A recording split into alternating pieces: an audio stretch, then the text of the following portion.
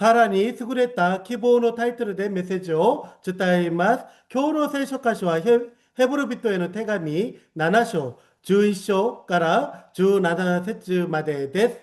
더 좋은 소망이란 제목으로 말씀을 전하겠습니다. 오늘의 본문은 히브리서 7장 11절부터 19절 말씀입니다.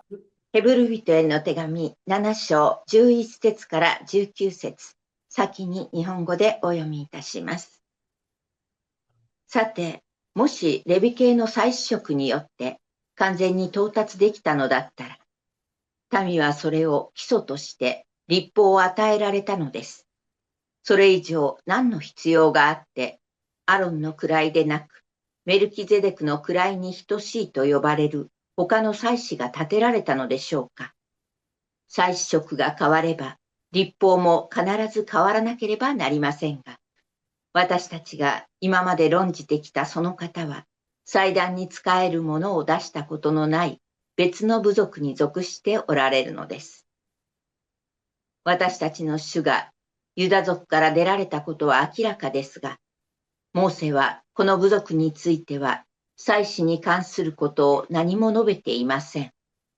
もしメルキゼデクに等しい別の祭司が立てられるのなら、以上のことはいよいよ明らかになります。その祭司は肉についての戒めである律法にはよらないで、朽ちることのない命の力によって祭司となったのです。この方についてはこう明かしされています。あなたはとこしえにメルキゼデクの位に等しい祭司である。一方で、前の戒めは弱く無益なために廃止されましたが、律法は何事も全うしなかったのです。他方で、さらに優れた希望が導き入れられました。私たちはこれによって神に近づくのです。 아멘. 그런데 이 레위 계통의 제사직과 관련하여 이스라엘 백성은 율법으로 지령을 받기는 하였습니다. 그러나 만일 그 제사적으로 완전한 것이 이루어질 수 있었다면 아론의 계통이 아닌 멜기세덱의 계통을 따른 다른 제사장이 생겨날 필요가 어디 있겠습니까? 제사 직분의 변화가 생기면 율법에도 반드시 변화가 생기기 마련입니다. 이런 말이 가리키는 분은 레위 지파가 아니 다른 지파에 속한 분입니다. 그 지파에 속한 사람으로서는 아무도 제단에 종사한 적이 없습니다. 우리 주님께서는 유다 지파에서 나신 것이 명백합니다. 그런데 모세는 제사장들에 관하여 말할 때 이 지파와 관련해서는 말한 것이 아무것도 없습니다. 멜기세덱과 같은 모양으로 다른 제사장이 생겨난 것을 보면 이 사실은 더욱더 명백합니다. 그는 제사장의 혈통에 대해서 규정한 율법을 따라 제사장이 되신 것이 아니라 썩지 아니하는 생명의 능력을 따라 되셨습니다. 그를 두고서 말하기를 너는 멜기세덱의 계통을 따라서 영원히 제사장이다 한 증언이 있습니다. 전에 있던 계명은 무력하고 무익함으로 패하게 되었습니다. 율법은 아무것도 완전하게 하지 못하였습니다. 그래서 하나님께서는 더 좋은 소망을 우리에게 주셨습니다. 우리는 이 소망을 힘입어서 하나님께 가까이 나아갑니다. 아멘. アーメン。世界中の皆様愛しています。 사랑합니다. 예, 사랑합니다. 부시사 카오리 센세, 오탄조비, 오메데또 고자이마스. ありがとうございます。아, You too. 예, 예, 감사합니다. 헤브로비토의 태가미와 유다의 데끼니 하이케 오 모츠 크리스찬 노 타메니 카카레타 세이쇼 데스. 彼らはイエス・キリストを信じるヨウになりましたが、長い歳月に身に染みついた信仰の習慣が簡単には消えなかったでしたでしょう。目に見える神殿、このAD70の前ですけど、そこで行われたいった意見に、そして祭祀制度は彼にてあまりも親しんだ信仰の中心でした。ですから、イエスを信じながらも、心の片隅には再び昔に戻りたいという誘惑があったでしょう。これは特定の時代だけの問題ではなく、人間であれば誰もが経験する自然な信仰の葛藤でもあります。これに関連して、今日の韓国教会の中でも時々誤解される話があります。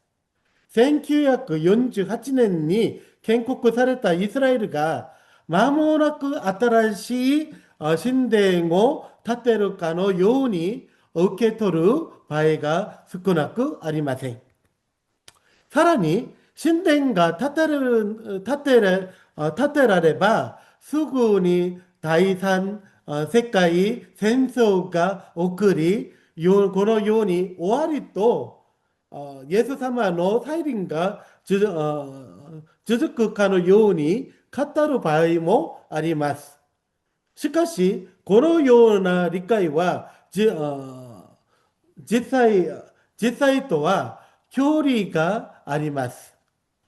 現在、イスラエルという国家は、神殿建築を公式に推進していません。ただし、イスラエルの社会との一方を宗教的なグループの間で第三神殿に関する神学的、終末論的の議論が事実っているだけです。これを国家的な計画や必ず成就されるべき予言のように受け取ることは慎重であるべきです。もちろん私たちは神様が人類の歴史をどのように成し遂げられるのかを謙遜に見守り、その過程の中で神の御国が広がるように祈り、福音を伝える歩みをしなければなりません。しかし私たちの信仰は確認されていない噂や特定の場所への期待の上に建てられるものではありません。歴史的に明らかな事実があります。エルサレムの神殿は AD70 年ローマの将軍テトスによって破壊されました。その後、神殿は再び建てられていません。今日の残っている、私たちは政治録の時で見たの嘆きの壁は神殿そのものではなく、神殿の丘を支えていたの構造物の一部です。もし神様が贖いの中心としてその場所をなお必要とされたなら、歴史は別の姿で流れたでしょう。このような歴史的な事実の上で、ヘブル人への手紙は明確に私たちを一つのところへ導きます。今日の聖書箇所は、神様に近づく道が神殿と祭司制度にあるのではないと語ります。ヘブル人への手紙はさらに優れた希望について語ります。더 좋은 소망。ヘブル人への手紙は、悲学の言葉を通して、イエス様を見上げさせます。私たちはヘブル人への手紙6章でもっと良いことを見ました。そこでもっと良いことは救いです。でしたと私が前回に見ました。今日私たちはその救いに対する希望、すなわちさらに優れた希望について見ていきたいと思います。今、ヘブル人への手紙は、イエス様の大祭司の務めを説明しようとしています。この時、登場する人物が旧約のメルキゼデクです。ヘブル人への手紙はメルキゼデクの偶然に取り上げたのではありません。ここでヘブル人への手紙はメルキゼデクとイエス様を結びつけます。そして旧約の大祭司アルンと彼が属するレビ系の祭司職を合わせて説明します。旧約時代にはモーセを通して律法が与えられました。その律法の中心は罪の問題を扱うことでした。祭司たちは毎朝と毎夕に前奏を捧げ物を捧げました。民を通して5つの捧げ物が絶えず捧げられました。大祭司アロンは1年に一度至聖所に入り、自分と御霊の罪のために血を注がれました。また、アザゼルのヤギをアラノに送れ、罪を代わりに負わせました。至聖所の中で死の生贄があり、机の外で死の生贄もありました。それでは聖書が語る罪とは何でしょうか。イエス様が私たちの罪のために死なれたというとき、その罪は何を意味するのでしょうか。私は伝道するとき、青年たちはよくこのように尋ねました。What is sin? What is sin? 罪とは何でしょうか。죄가 무엇입니까? すると、青年たちは殺人、盗み、みだらなことを語り場合が多くありました。しかし、私たち人類に共通する罪があります。それは神様を知らないことです。わからないのことです。法と息子の例えはこれをよく示しています。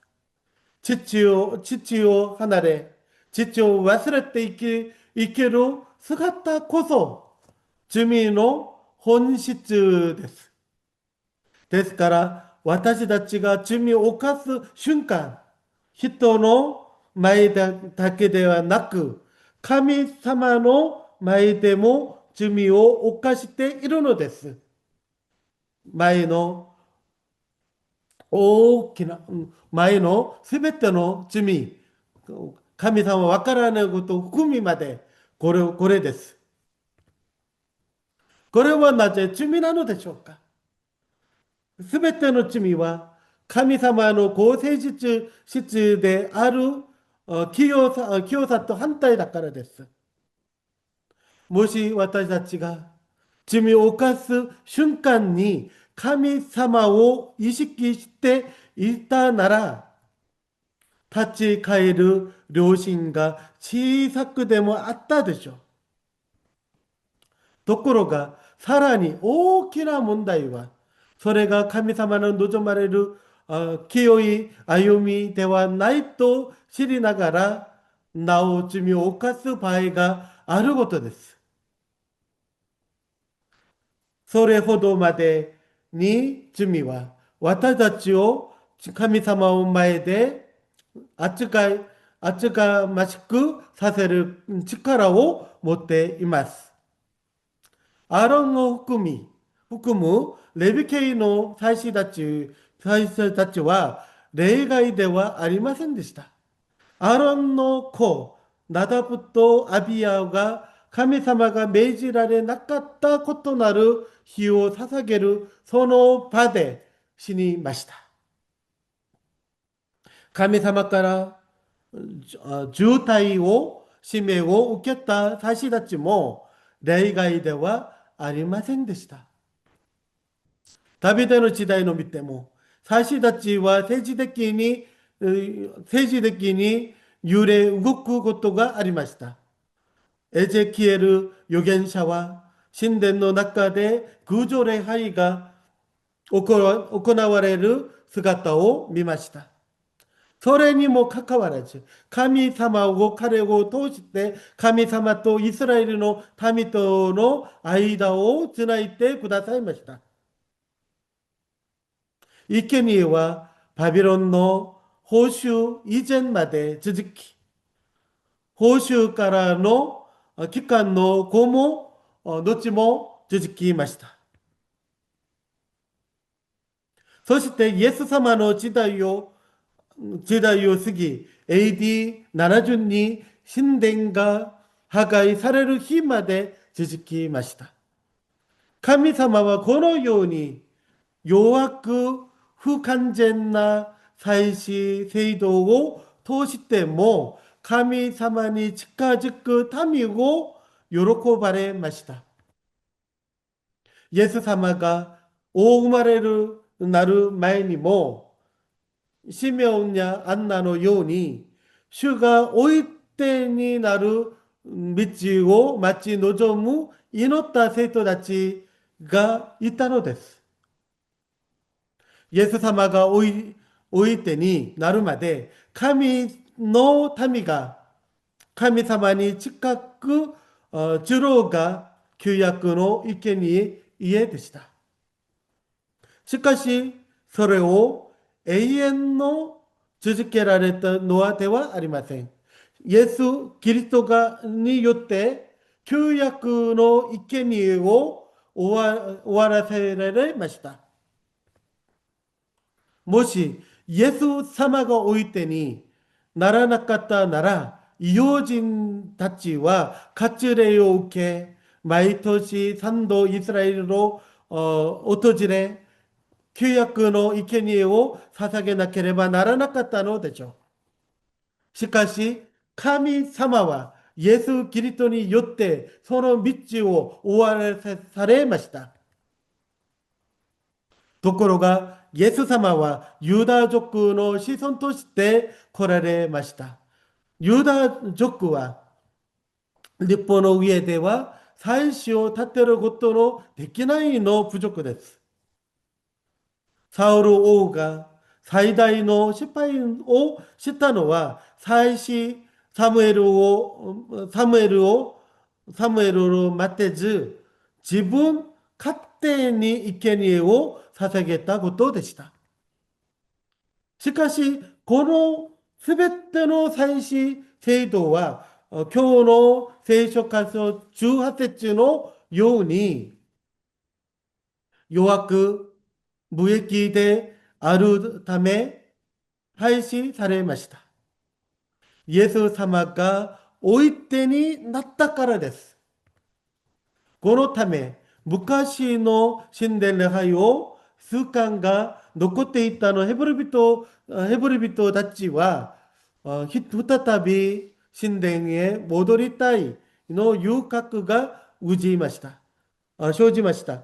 しかし、イエス様は私たちにさらに優れた希望として近づいてくださいます。15節と16節に見言葉をもう一度読みましょう。先生、よろしくお願いします。はい。もしメルキゼデクに等しい別の祭司が立てられるのなら、以上のことはいよいよ明らかになります。その祭司は肉についての戒めである律法にはよらないで、朽ちることのない命の力によっって祭司となったのです。 멜기세덱과 같은 모양으로 다른 제사장이 생겨난 것을 보면 이 사실은 더욱더 명백합니다. 그는 제사장의 혈통에 대해서 규정한 율법을 따라 제사장이 되신 것이 아니라 썩지 않는 생명의 능력을 따라 되셨습니다. 아멘. 사일시 세이도와立法の 一部でした。ヨハネの福音書1章17節はこのように語りました。先生よろしくお願いします。はい。というのは、律法はモーセによって与えられ、恵みと誠はイエス・キリストによって実現したからです。 율법은 모세를 통하여 받았고 은혜와 진리는 예수 그리스도로 말미암아 생겨났다. 아멘. ここで語られる恵みと誠こそ今日の聖書箇所が語る朽ちることのない命の力と深く結びついています。恵みと誠は神様が私たちに与えてくださる贈り物です。私たちはこの恵みと誠の中で霊と誠によって礼拝するものとなります。イエス様は唇ことのない命の力によって私たちに永遠の命を与えてくださいました。立法は私たちが神様の前で罪人であることを明らかにする役割をします。ローマ人への手紙3章20節はこのように語ります。先生よろしくお願いします。はい。なぜなら、律法を行うことによっては、誰一人神の前に義と認められないからです。律法によっては、かえって罪の意識が生じるのです。 그러므로 율법의 행위로는 하나님 앞에서 의롭다고 인정받을 사람이 아무도 없습니다. 율법으로는 죄를 인식할 뿐입니다. 주민의 인식기요 저지로는 됐어. しかしここで終わりではありません。私たちは神様の恵みと誠のことによって考えられる永遠の命の、常しえの命の中へ入らなければなりません。そのためにイエス様は人の体を取って来られ、低くなられ、十字架に死なれ、墓に葬られ、そして復活されました。今、私たちは、イエス様を待ち望んでいます。これが私たちに与えられた、さらに優れた希望です。愛する生徒皆様、イエス様が私たちに与えてくださった恵みと誠の中で、神様を礼拝してください。これが新約の礼拝です。私たちは生贄を捧げるために集まった者たちではなく、すでに成し遂げられた救いに感謝して神様に近づく者たちです。改革教会は礼拝を生贄ではなく、感謝の答えに理解します。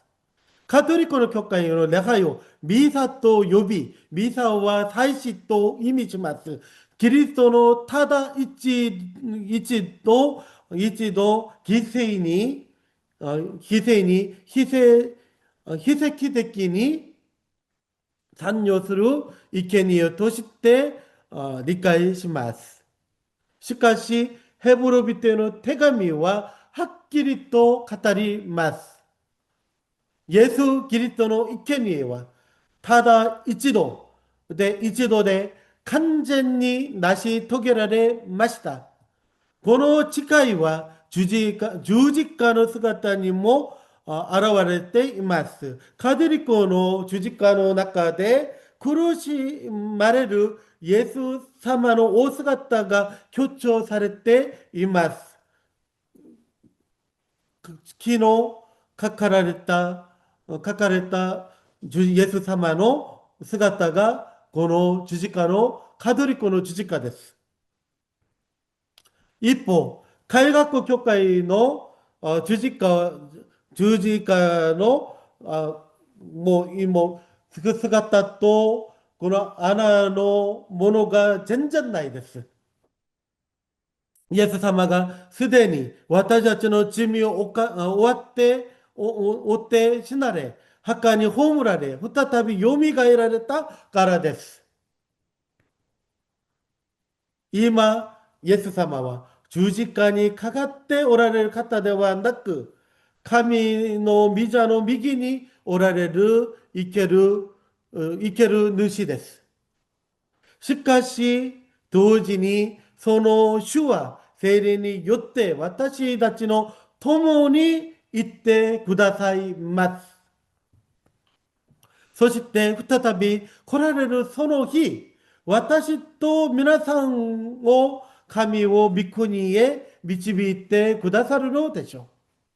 このさらに優れた希望を握りしめ、大祭司で現れるイエス・キリストを見上げ、霊と誠によって神様を礼拝する生となれますように、主の皆によって願います。アメン。アーメン。私たちの永遠の希望になるイエス・キリストの恵み、神の愛、聖霊の慰めと交わりが、エデン福音教会の生徒の上に、いついつまでもありますように。アメン。アーメン。